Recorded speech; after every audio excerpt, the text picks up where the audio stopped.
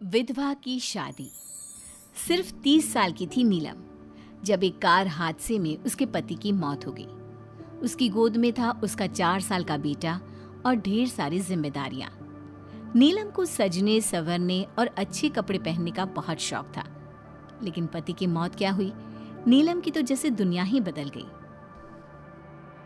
मेरे बेटे को गुजरे हुए अभी 1 साल भी नहीं हुआ और तूने गुलाबी रंग का कुर्ता पहना हुआ है। तुझे अपने पति के जाने का जरा भी गम नहीं है क्या? ऐसी बात नहीं है मम्मी जी, लेकिन पूरी जिंदगी सिर्फ रोकर तो नहीं गुजारी जा सकती ना। तो क्या करेगी? पार्टियां मनाएगी? अरे एक तो मेरा बेटा मर गया और तुम्हें कोई फर्क ही नहीं पड़ता। मम्मी जी, मेरा भी पति गया है और इस बात से मुझे कितना फर्क पड़ता है मैं आपको बता भी नहीं सकती। लेकिन अगर मैं रोती हूँ तो मेरा 4 साल का बेटा बहुत रोता है, अपने पापा को याद करता रहता है। उसे दिखाने के लिए ही सही मेरा ठीक से रहना बहुत जरूरी है। कुछ दिनों के बाद, मम्मी जी मैं नौकरी करना चाहती हूँ। लेकिन उसकी क्या जरूरत है? यहाँ घर में रह रहकर मेरा दम घुटता है। पूरा दिन मुझे अपने पति की याद आती है। कुछ देर के लिए ही सही घर से बाहर जाऊंगी तो शायद कुछ अच्छा लगे। ठीक है, जैसा तुम्हारा मन करता है वैसा करो, लेकिन ध्यान रखना ये ज्यादा चटक मटक रंगों के कपड़े पहनकर घर से बाहर जाने की जरूरत नहीं है, वरना दुनिया हमारे बारे में बातें करेंगी। अपनी सास की बात मानकर नीलम सफेद रंग के कपड़े पहनकर ऑफिस जाना शुरू कर देती है। ऑफिस में नीलम की एक सहेली बनती है, दिव्या।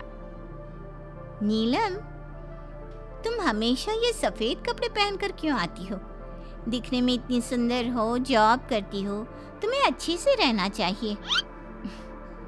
तुम्हें तो पता ही है, 1 साल पहले मेरे पति की मौत हो गई और इसीलिए मेरे ससुराल वालों ने कहा है कि मुझे सिर्फ सफेद कपड़े ही पहनने चाहिए, वरना लोग मुझे गलत समझेंगे। लोगों के हिसाब से तो अपनी जिंदगी जीना ही गलत है, लेकिन तुम कब तक ऐसे रहोगी? जो हो गया उसे भूल जाओ। मेरा भी बहुत मन करता है कि तुम लोगों की तरह रंगीन कपड़े पहनूं, अच्छे कपड़े पहनकर तैयार होकर रहूं, लेकिन फिर मोहल्ले वाले और रिश्तेदार मेरे बारे में उल्टी सीधी बातें बनाने लगते हैं। देखो, तुम जॉब करती हो, तुम्हें लोगों की बातों की परवाह नहीं करनी चाहिए। अगले दिन नीलम जाने के लिए तैयार होती है और रंगीन कपड़े पहन लेती है। ये देखकर नीलम की सास को गुस्सा आ जाता है। देखो बहू, तुम्हें समझाया था ना, अब तुम विधवा हो, तुम्हें ऐसे रंगीन कपड़े नहीं पहनने चाहिए। मम्मी जी, अगर मेरे पति की मौत हो गई तो इसमें मेरी क्या गलती? और सफेद कपड़े पहनने से आखिर क्या हो जाएगा? क्यों नहीं पहन सकती मैं रंगीन कपड़े? क्योंकि सफेद रंग विधवाओं के लिए बना है और तुम्हें रंगीन कपड़े पहनने का अब कोई हक नहीं है।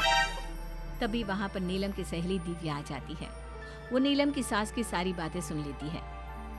आंटी जी, विधवा होने का मतलब ये तो नहीं कि इंसान अपनी जिंदगी जीना छोड़ दे और रंगीन कपड़े पहन लेने से क्या हो जाएगा।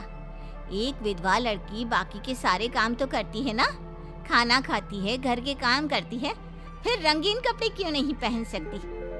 वो इसलिए ताकि विधवा होने के बाद किसी दूसरे आदमी की नजर में ना आए। अरे रंगीन कपड़े पहनेगी तो सुंदर लगेगी, फिर कल को आकर कहेगी मुझे दूसरी शादी करनी है, तब हम क्या करेंगे? हाँ तो ठीक है ना, इसमें गलत क्या है? एक विधवा को अपनी जिंदगी जीने का पूरा अधिकार होता है, नीलम को भी है। चलो नीलम, तुम यही कपड़े पहनकर मेरे साथ चलो। नीलम रंगीन कपड़े पहनकर अपनी सहेली दिव्या के साथ ऑफिस चली जाती है। कुछ इसी तरह दिन बीतने लगते हैं, लेकिन अब पति के जाने के बाद नीलम बहुत उदास रहने लगी थी। क्या बात है, तुम इतनी उदास क्यों रहती हो? देखो, नए दोस्त बनाने चाहिए, लोगों से बात करनी चाहिए। तुमने देखा ना, कितनी मुश्किल से सफेद रंग के कपड़ों से मुक्ति मिली है, और अब रंगीन कपड़े पहनूंगी, दोस्त बनाऊंगी तो समाज मुझे वैसे ही जीने नहीं देगा।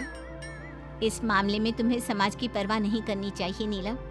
लोगों का काम क्या है? बातें बनाना ही तो है। कुछ दिनों के बाद नीलम के ऑफिस में एक लड़का आता है। उसका नाम अमर था।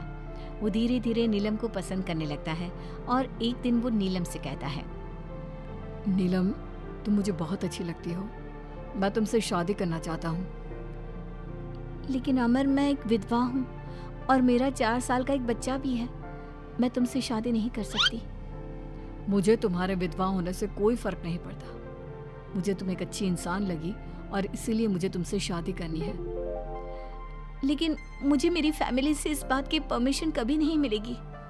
तुम उसकी चिंता मत करो, मैं तुम्हारे घर आकर बात करूंगा। कुछ दिनों के बाद अमर नीलम के घर पहुंचता है। नमस्ते आंटी जी, मैं अमर हूँ। मैं आपकी बहू नीलम से शादी करना चाहता हूँ। मुझे तो पहले से पता था। पहले तूने विधवा वाला सफेद रंग छोड़कर ये रंग बिरंगी कपड़े पहनने शुरू किए और अब तेरा चक्कर भी चल रहा है। नहीं मम्मी जी, आप गलत समझ रही हैं। मैंने ऐसा कुछ नहीं किया। अगर ऐसा कुछ नहीं किया तो फिर कौन है ये लड़का? और यहाँ हमारे घर तेरे साथ शादी करने की बात करने क्यों आया है? आप नीलम को गलत समझ रही हैं।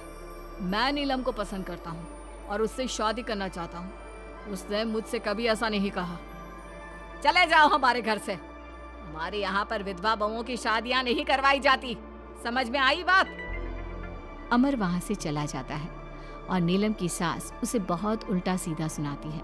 कुछ दिनों के बाद पड़ोस में एक शादी होती है। वहां पर सारी औरतें तैयार होकर आती हैं। नीलम की सास भी उसे वहां पर चलने के लिए कहती है। नीलम सफेद रंग के कपड़े पहनकर अपनी सास के साथ वहां पर जाती है, क्योंकि ऐसा उसकी सास ने कहा था।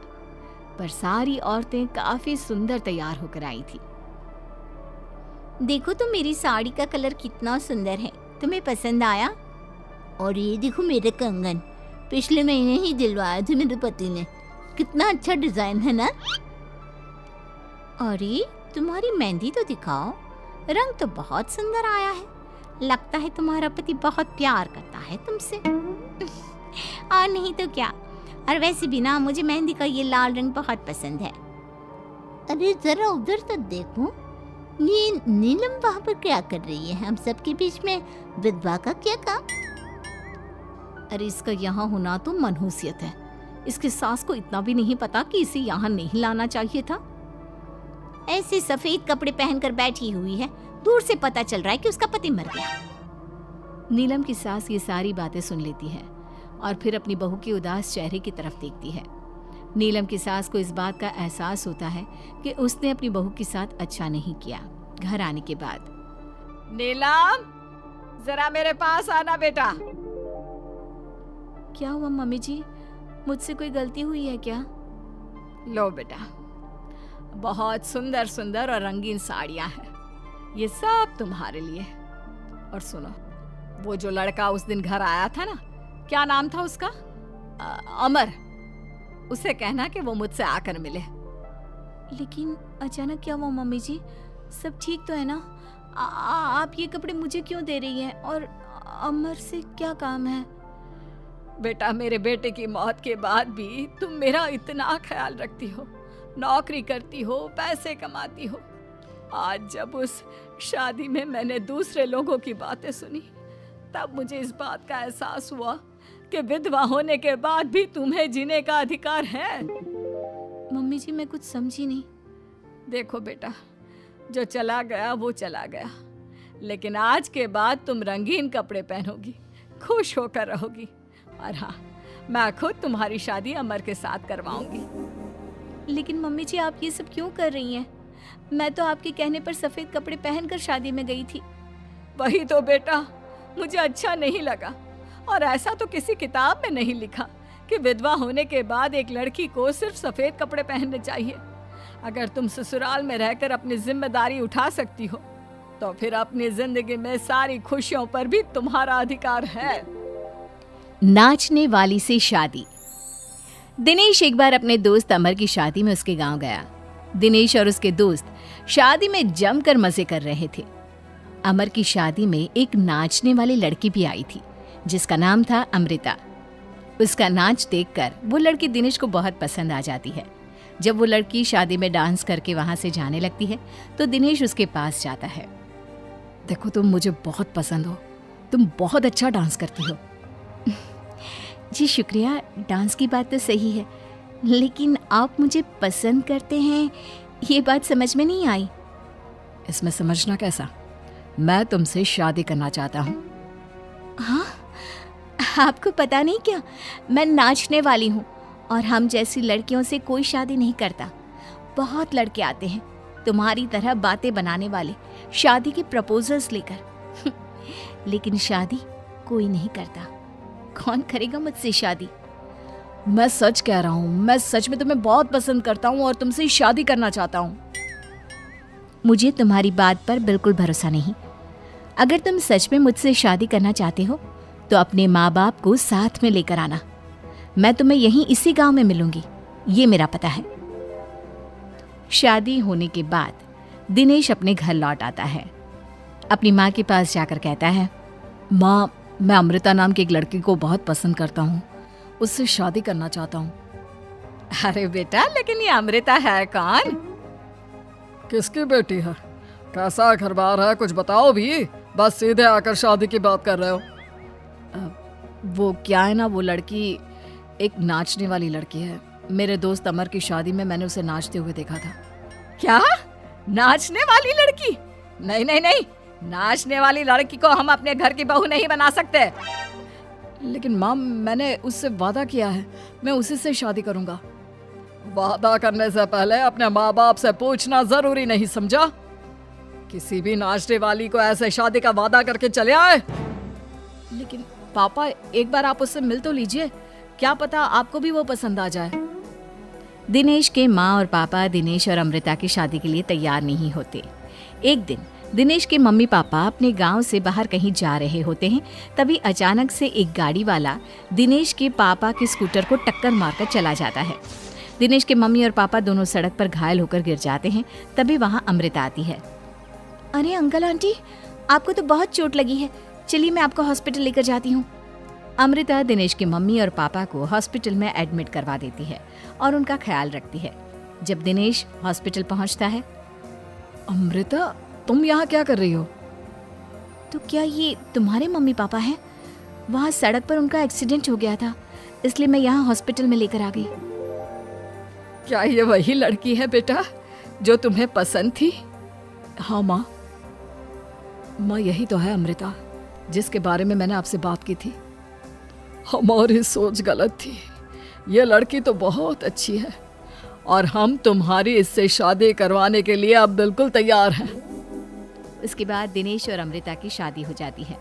अमृता एक नाचने वाली थी और इसलिए वो किसी भी तरह की आवाज पर नाचना शुरू कर देती। एक दिन जब वो किचन में खाना बनाते वक्त झूम झूम कर नाच रही थी। अरे बहू, तुम यहाँ किचन में खड़ी होकर डांस क्यों कर रही हो? यहाँ कौन सा गाना बज रहा है? मम्मी जी, वो कुकर की सीटी का म्यूजिक है ना, बस उसी पर डांस कर रही थी।